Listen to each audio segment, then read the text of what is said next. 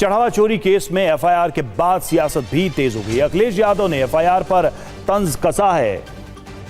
फुनगी को फांसी, शाखाओं को मिलेगी माफी, ये अखिलेश कह रहे हैं। संजय सिंह ने चंपत राय पर कार्रवाई की मांग की है। वीएचपी के कार्यकारी अध्यक्ष ने जताई है संतुष्टि।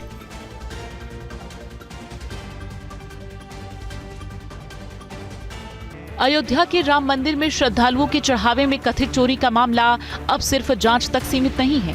आरोप प्रत्यारोप का नया दौर शुरू हो गया है।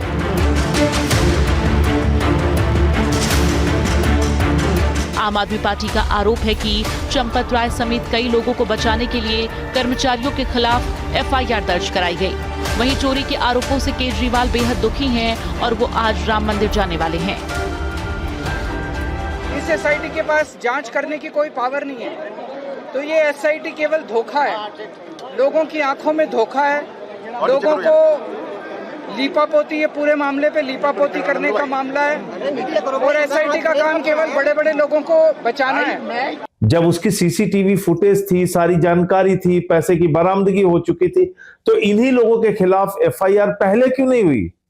आज इसलिए हुई कि चंपत राय सैकड़ों करोड़ के घोटाले में फंस रहा था। आज इसलिए हुई कि मेरे द्वारा दिए गए जमीन के कागजात में ऐसे साक्ष्य हैं जिससे इन लोगों का बचना मुश्किल है। वहीं चढ़ावा चोरी मामले में एफआईआर के बाद समाजवादी पार्टी के अध्यक्ष अखिलेश यादव का भी पोस्ट सामने आया है, जिसमें उन्होंने बीजेपी पर तंज कसा है।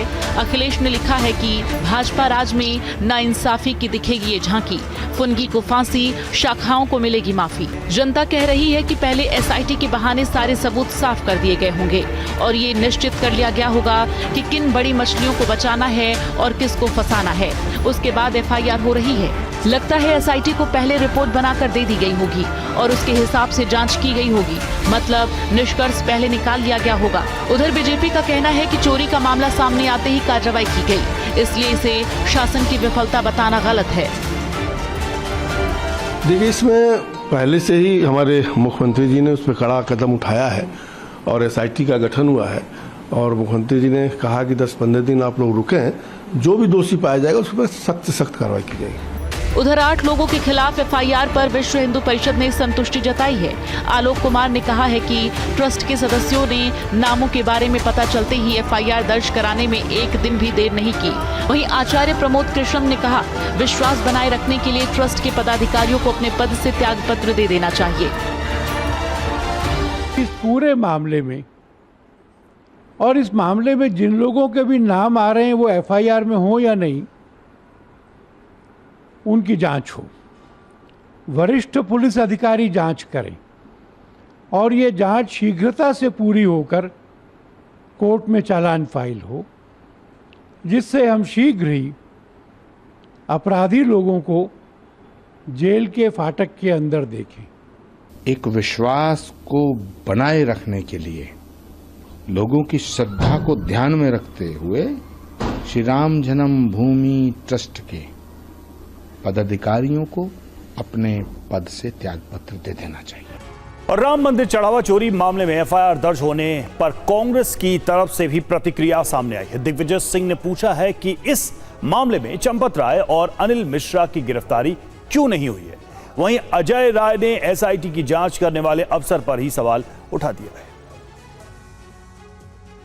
जो चंपत राय जो हैं वो ऐसे व्यक्ति हैं जो बड़े सादगी से तो रहते हैं, लेकिन करोड़ रुपए उन्होंने पहली बात तो जमीनों में गड़बड़ करी, तब कोई संज्ञान में नहीं लिया गया। मैं आपसे कहना चाहता हूं, इतने प्रमाण मिलने के बाद भी चंपत राय को अभी तक गिरफ्तार क्यों नहीं किया गया, अनिल मिश्रा को गिरफ्तार क्यों नहीं किया गया।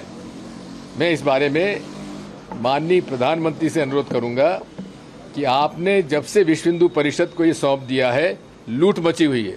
इतना ही मैं कहना चाहूँगा कि जो एसआईटी का गठन हुआ, गठन में ही पहली बात उसमें दागदार अधिकारी को बनाया गया। जो विषय विश्वास पंत, जो उसका जो मेन अध्यक्ष है, वो इलाहाबाद के भगदड़ में मेन व्यक्ति है, जिसने सुबह अनाउंस किया, उठो उठो सवेरा हो गया, जो सोवत है वो खोवत है, जो जागत है सो पावत है, अमृत वर्षा हो रही है, जाओ जल्दी से। उसके बाद भगदड़ हुई, वो अधिकारी जांच समिति का अध्यक्ष बनाया गया एसआईटी का। तो इससे साबित हो गया कि पूरी तरीके से जो सरकार चाहेगी उस तरीके से विजय विश्वास पंत काम करेंगे। ये साबित हो गया।